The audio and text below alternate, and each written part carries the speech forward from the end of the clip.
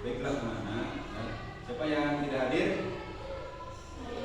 Semua. Alhamdulillah ya, semuanya kelas 5 diberikan kesehatan ya, diberikan ilmu belajar hari ini ya. Hari ini kita akan belajar tentang ya, berpikir komputasional ya. Kembali tentang coding ya. Di sini ya, telah berpikir itu rahasia berpikir komputasional itu apa? Itu cara berpikir secara logis atau secara yang paling tepat atau sesuatu untuk merapikan ya, untuk daripada pembelajaran tahun ini ya, karena tahun ini adalah pembelajaran materi baru kalau kemarin adalah kurikulum apa sih berpikir komputasional itu ya. Di sini ada dua ya, yaitu ada berpikir komputasional dan manfaat berpikir komputasional ya.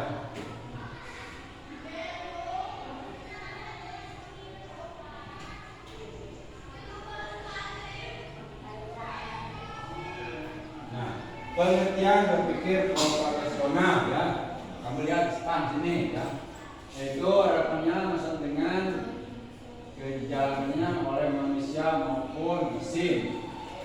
Karena zaman sekarang zamannya sudah mulai canggih, apapun kita menggunakan dengan komputer ya. Kita ini harus semuanya menyesuaikan dengan perkembangan zaman ya. Di sini ada tentang kita harus berpikir dengan teknologi yang sangat modern ya. Ini cara belajarnya, gaya belajar dengan visual, auditory ya, terus kinestetik, terus pentingnya untuk menyediakan beragam aktivitas. Satu. Yang kedua, itu ada minat ya. Minat cenderung tertarik pada hal-hal baru, permainan dan aktivitas yang melibatkan teknologi. Yang ketiga, kemampuan sosial untuk mulai mengembangkan kemampuan kerjasama dan komunikasi dalam kelompok. Keempat, tantangan. Itu ada beberapa kemungkinan kesulitan dalam adaptasi konsep yang terlalu kompleks dan contoh dari sini ada perlu bimbingan untuk tetap pada titik masalah ya, itu bisa berpikir ya. Terus ada dimensi. Nah, dimensi profil itu gimana ya, pada kreativitas. Sini ada ya. Nah, ini ada fondasi berpikir komputasional, abstraksi, algoritma, dekomposisi, pengenalan pola. Nah, di sini ada gambar-gambar contoh orang sedang pencarian, sharing ya. Lihat saja. Apa itu mencari? Kita bisa mencari untuk menemukan sesuatu. Mencari adalah menemukan ya, konsep informasi yang memenuhi kriteria atau dalam pencarian. Nah, elemen dalam pencarian, kegiatan pencarian, nah, itu dibukukan ada di situ ya. Coba bukunya dilihat. Itu ada beberapa buku, itu halaman 2, halaman 29 ya. Itu ada merupakan rahasia berpikir komputasional ya. Di situ ada yang A. Apa sih berpikir komputasional? Itu berasal dari bahasa Inggris yang artinya komputasional atau thinking. Itu ditemukan oleh seorang ilmuwan. Siapa namanya? Seymour. Itu ada pada itu Seymour Papert. Itu orang pertama yang menemukan rahasia berpikir. Ada lagi ini dari ilmuwan komputer namanya Janet M. Wing. Itu orang pertama yang menemukannya. Nah, di situ buka halaman 30. Manfaat berpikir komputasional ya, manfaat itu ada yang pertama, berpikir itu membantu menyelesaikan masalah. Contohnya bagaimana? Misalnya kita punya masalah, menemukan barang yang sulit atau merapikan barang yang tidak rapi, supaya kita rapi bagaimana? Kita dilakukan sendiri. Ya. Terus berpikir konvensional melatih menjadi kreatif. Contohnya bagaimana? Kita bisa mencarikan solusi yang tepat, mudah, ya, supaya terbiasa dengan kehidupan sehari-hari. Ada lagi, ya, berpikir komputasional untuk menyelesaikan, membantu pekerjaan dengan cepat dan menghemat tenaga. Ya. Terus ada lagi yang bagian D-nya, itu berpikir komputasional berarti berpikir lebih teratur dan rapi. Ada halaman 34, di situ ada yang bagian D. Nah, itu ada gambar contoh-contoh cara berpikir komputasional. Itu anak sedang apa itu? Coba lihat, ada di sini itu. Ada apa? Dan apa? Nah, ini bisa menunjukkan ke sini, menunjukkan kemudian. Nah, itu ini menunjukkan kau kemudian naik, ya. Sama dengan buku. Nah, itu, ya. Nah, gambar yang pertama itu merangkai peja. Contoh di buku ada di situ, ya. Nah, ini berarti masuk ke dalam cara berpikir komputasional, ya. Yang kedua gambar apa? Bermain sudoku, ya. Sudoku, ya. Sudoku. Nah, itu bisa berpikir komputasional. Yang ketiga bermain Rubik, terus bermain Go, terus ada lagi menyusun Semalos, terus memasak terus sekarang kegiatan-kegiatan berpikir komputasional. Terus ada lagi berpikir komputasional yang bermain cermat secara teman. Contoh di situ kita membaca buku, ya, terus mencuci piring, terus melap meja, terus membuang sampah dan membongkar lantai, ya. Nah, itu supaya kita ini memahami bahwa kita berpikir itu harus kreatif, ya, harus dengan kedisiplinan. Kita mau berangkat ke sekolah, jadi dipersiapkan semua sekolah sepakat setiapnya.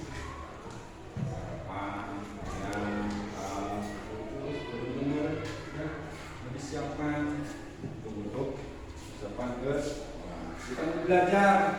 Apa yang disiapkan mau belajar? Buku, tas, pulpen, batok, ya, harus dipersiapkan. Nah, kita lanjut, ya. Kita lanjut kepada cara bagaimana kita membuat atau mencari dimensi kreatif, kolaborasi, ya. Terus ada komunikasi, pengenalan krisis, terus ada keluarga. Nah, sampai sini paham? Oke. Terus tujuan daripada pembelajaran ini, ya, yang ke-1 itu supaya kamu itu paham, ya, mengerti atau berpikir komputasional, berpikir tentang praktek pedagogi atau disebutkan PBL. Itu PBL, problem based learning, ya, PBL. Bisa disebut di sini praktek teori itu PBL.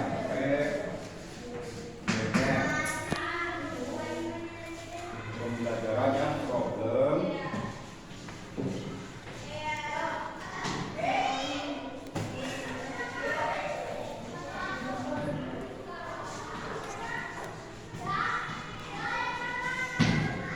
Tuh, PBL, problem based learning. Apa sih? Coba di sini itu mengembangkan keterampilan berpikir, krisis, kolaborasi dan kemandirian. Ya. Terus ada lagi masyarakat di sekolah ini melibatkan semua elemen.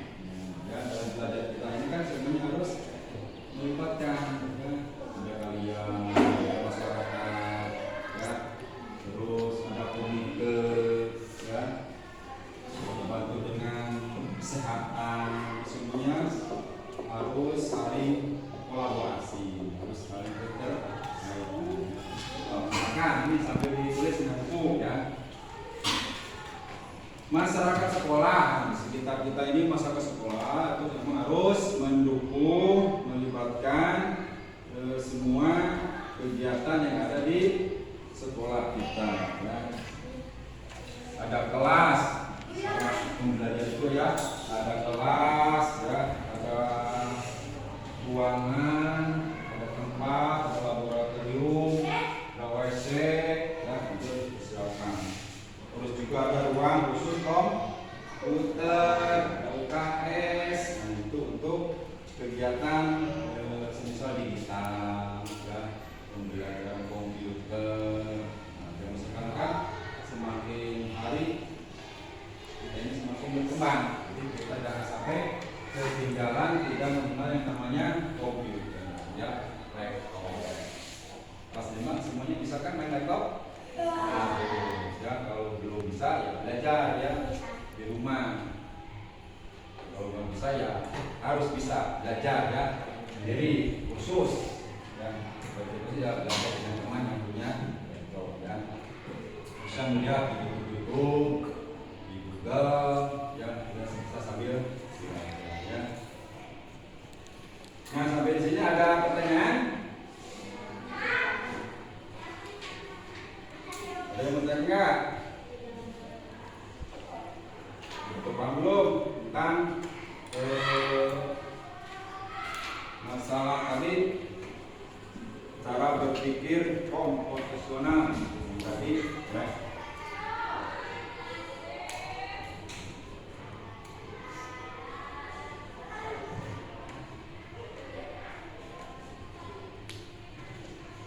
Ada yang bertanyakan kan?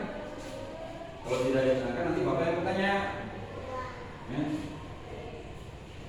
Jadi kita kembali ya, cara untuk mencari masalah itu dengan cara deskomposisi ya. Terus cara mencari informasi itu dengan cara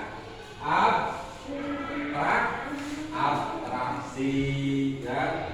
Terus bagaimana kalau kita melihat sesuatu atau menyusun permainan ya tadi ya, jangan diibaratkan kalau kita dalam matematika kita akan membuat segitiga ya, segitiga itu menggunakan bisa ya, hadap kiri, hadap kanan, hadap kiri balik lagi ya. Nah itu bisa membuat permainan seperti itu disebut dengan pengenalan pola ya, pakai pola gitu. Terus bagaimana kalau kita berpikir komputasional itu lebih cepat atau pakai tenaga? Harus lebih cepat ya. Jadi bagaimana kalau kita akan membuat contoh es jus?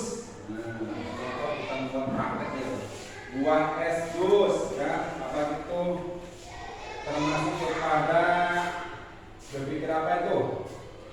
Sebuah apa? Sebuah algoritma ya.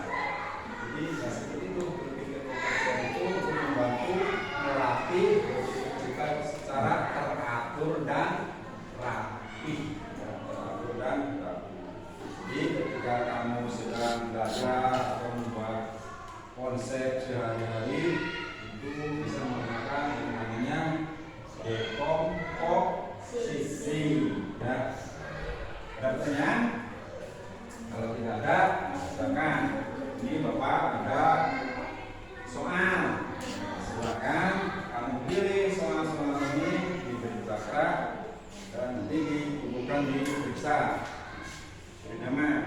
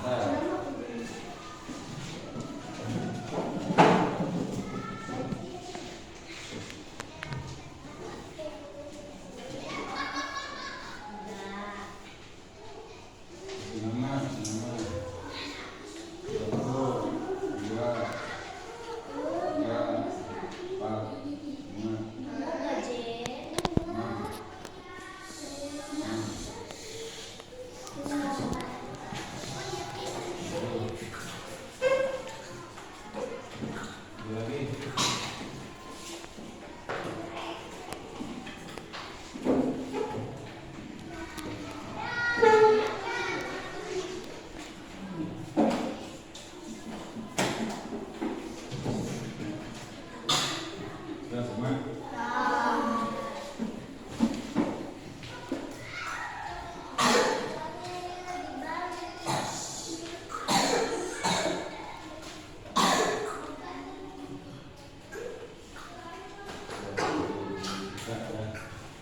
Mbak berdiri dulu, sedikit dulu. Nah, sedikit dulu.